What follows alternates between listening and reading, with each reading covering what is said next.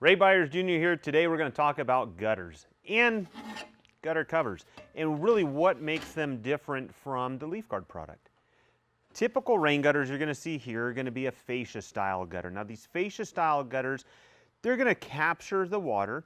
You'll notice that it sits nice and level. So at your roof edge, so as your roof edge comes down, I'll bring over a sample here.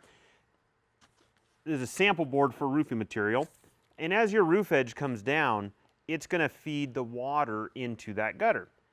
Then you're going to have a cover or a screen, and that cover or screen is going to slide on top of the rain gutter here, and it's going to slide up the leading edge of the roofing material. So when that slides up that leading edge of the roofing material, it's going to secure underneath this section of the roof. This particular one's been cut.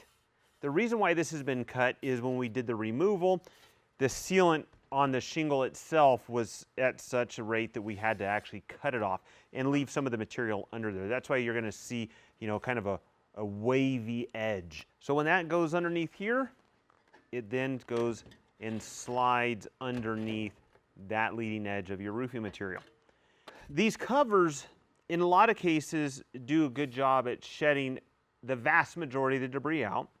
You do see right here on this leading edge the amount of pollen and debris that was once there that stained it. Debris does have a chance to wrap around and go inside here, and we know that that happens. And when that happens, the next thing that you want to be able to do is take that debris out of the interior of the rain gutter and flush it to the downspout. And you're probably well aware the downspouts are really an inadequate part of the gutter system. They're typically about a golf ball size opening. So golf ball size opening is not going to let a lot of debris out. A lot of folks looked at this and said, yeah, that's okay. I don't like the fact that we're having to pull apart my roof. I don't like the fact that in a lot of cases it's creating, in order to do this, it's also creating, as you can see, if I can get this to set on here, I need more hands on me. It's creating somewhat of a flat shelf on this roof. So you can see that it's creating a flat shelf, so then you're going to have more debris setting on top of there. If you're in a heavy foliage area, you're going to see a lot of debris setting on top of. So a lot of people get rid of these because of that. It requires more maintenance. Then folks go into the typical plastic style device. We've seen these slide underneath or slide onto the leading edge and then underneath the first course of roofing material. Again, a flat shelf here to capture debris.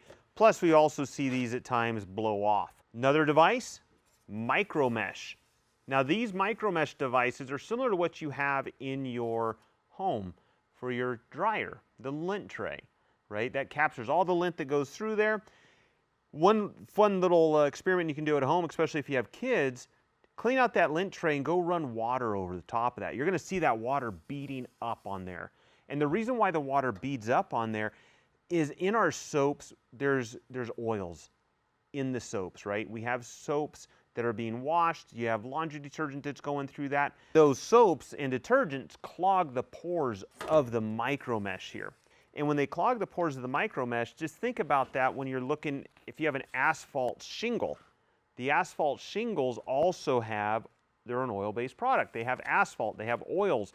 Those oils are going down the roofing material and also potentially clogging the pores. So a lot of these manufacturers, what they'll tell you is, you as a homeowner, you need to make sure you keep that free and clear of debris or keep it clean.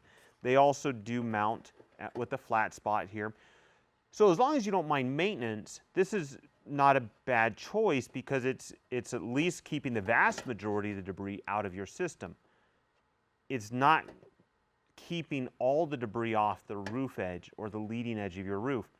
When you're looking at a covered gutter, a lot of times we're looking at covered gutters so that we can make sure that we're keeping the home flowing correctly with water. We're also, another responsibility on our part is keeping our roof edge clean or our roof clean for the summer months, for fire season.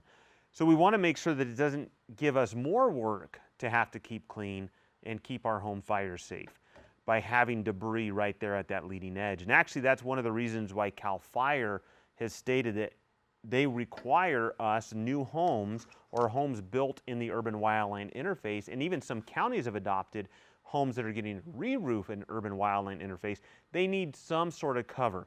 Because their understanding is any debris that may be inside here is going to be less than what's up on top of here, which we agree with that.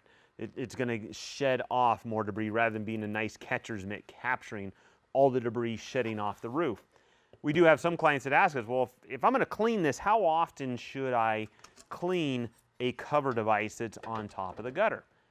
My answer is however often you need to sweep off your deck, blow off your front driveway, is unfortunately how often you should probably clean off that leading edge of your roof, because it's as that debris is falling down through gravity, it's coming down that roof edge and it's landing right here, and it's capturing a lot of that debris from shedding off the roof. So you need to make sure you keep that leading edge clean as well. So that brings me into the Byers LeafGuard system. The Byers LeafGuard Gutter System, when we install this, you'll notice this leading edge here is cut open. The reason why it's cut open is so you can see inside of here. Where you can see that this bracket right here is not impeding the front entrance, and I'll get to that in a minute. So that bracket, those brackets are going to be approximately every 2 feet. And the reason why we put them at every 2 feet is at every rafter tail. We want to have a nice structurally secure spot to screw into. As that roof comes down the gutter, you'll notice that we sit below the actual roof line. And the reason why we sit below the roof line is we want to make sure that when we install this gutter system, we're going to install the gutter system with slope to the downspout. Hopefully not that dramatic. It really depends on your home. We're just going to put enough slope in the level that it shows that the bubble moved a tiny bit. We're going to move that bubble a little bit. And the reason why we do that is we know that water's now going to be running downhill. Remember I mentioned this opening right here? So you can see inside. So you can see the slope. You can see that debris, if it tries to make it inside there, like my pinky's doing now, we allow it to go inside there. The reason why we allow it to go inside there is we understand that the leading edge of our gutter is sloped. You'll notice this top is sloped to the leading edge, and the reason why it's sloped to the leading edge is we want to help tease that debris off of the top of the gutter. Now by teasing that debris off the top of the gutter, we may get, in a heavy rainstorm, some debris pushed inside here. How we combat that is we put slope to the downspout. The downspouts are larger in size.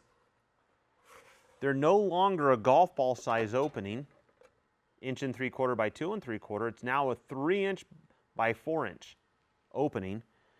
But that's the downspout. But we give it a very large exit.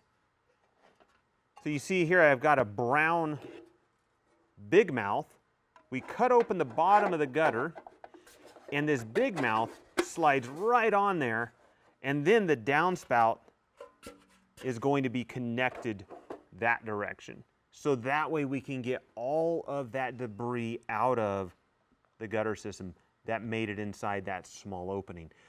So our goal is, and our understanding is, no different than I'm sure your understanding is, anything that we can get into a large entrance, we can get out through a larger exit. And that's our goal, is just to know that, hey, we're not perfect. We are human. We are going to make some mistakes here. Mother Nature is going to give us a lot of opportunity to cause for failure. We're going to build into this a lot of safety aspects. That small opening with a large exit and with slope is going to allow us to flush the gutter system free and clear of any debris. Really, the fourth line of defense is calling us, and we'll clean it for free at no charge for as long as you own the home. So the 3 elements that keep the gutter system free and clear of debris is 1, the cover over the top section of the gutter. 2, the slope that we install to flush any of the debris that may make it inside. And 3, the very large exits through the big mouth and then into the larger downspout to allow for any potential debris that has made its way inside to be flushed out. And your safety net for you as a homeowner is if the system ever clogs, you call us and we come out and clean it for free.